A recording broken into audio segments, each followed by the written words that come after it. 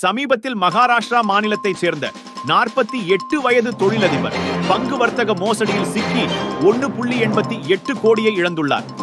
இது எப்படி நடந்தது? இது போன்ற விஷயங்கள் உங்களுக்கு நடக்காமல் இருக்க நீங்கள் என்ன செய்ய வேண்டும் என்பதை எடுத்துரைக்கிறது இந்த பதிவு. நவீன தொழில்நுட்ப வளர்ச்சி காரணமாக நாளுக்கு நாள் மோசடிகள் அதிகரித்துக் கொண்டே இருக்கின்றன.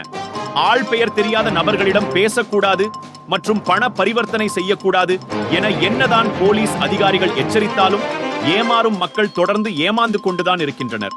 அதனை நிரூபிக்கும் பொருட்டு ஒரு சம்பவம் மகாராஷ்டிரா மாநிலத்தை சேர்ந்த நபருக்கு நடந்துள்ளது.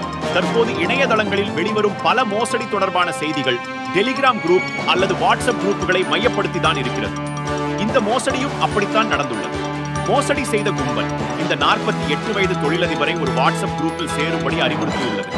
மேலும் அந்த வாட்ஸ்அப் குரூப்பில் புகழ்பெற்ற நிதி மேலாளர்களை கொண்டு நிதி ஆலோசனைகளை வழங்கியுள்ளனர். அது போலி என்று தெரியாத அந்த தொழிலதிபர் அதனை கண்டு ஈர்க்கப்பட்டு அவர்கள் சொல்வதற்கு எல்லாம் இணங்கியுள்ளார்.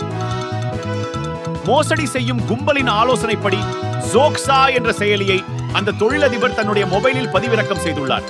இதில் முதலீடு செய்வதன் மூலம் நிறைய வருமானம் கிடைக்கும் என்று கூறியதை நம்பிய அவர் அதில் தொடர்ந்து நிதியை முதலீடு செய்துள்ளார். பல மோசடிக்காரர்களும் செய்யும் முக்கியமான விஷயம் என்னவென்றால் அவர்களுடைய ஆப்பிள் போலியாக பாதிக்கப்பட்டவர்களுக்கு வருமானம் வருவது போல காண்பிப்பதுதான்.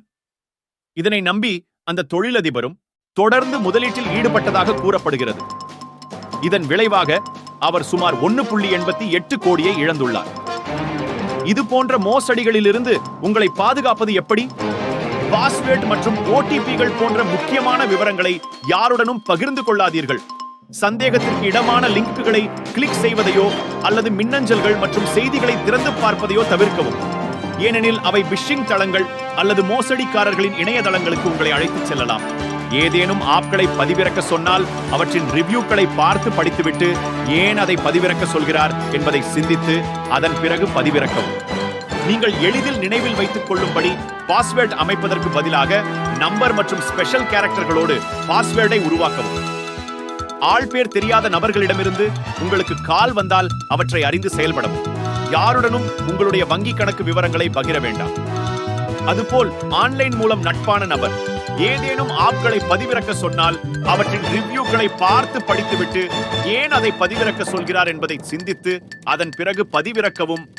இது போன்ற உங்களின் விழிப்புணர்வின் மூலம் போலி ஆப்களை உங்கள் மொபைலிலோ அல்லது இது போன்ற ஸ்கேன் கால் அழைப்பிலிருந்து நீங்களும் உங்கள் நெடுநாள் சேமிப்பு பணமும் காப்பாற்றப்படும். மேலும் இது போன்ற விறுவிறுப்பான மற்றும் ட்ரெண்டிங் வீடியோக்களுக்கு சேனல் பாயிண்ட் யூடியூப் சேனலை சப்ஸ்கிரைப் செய்யுங்கள்.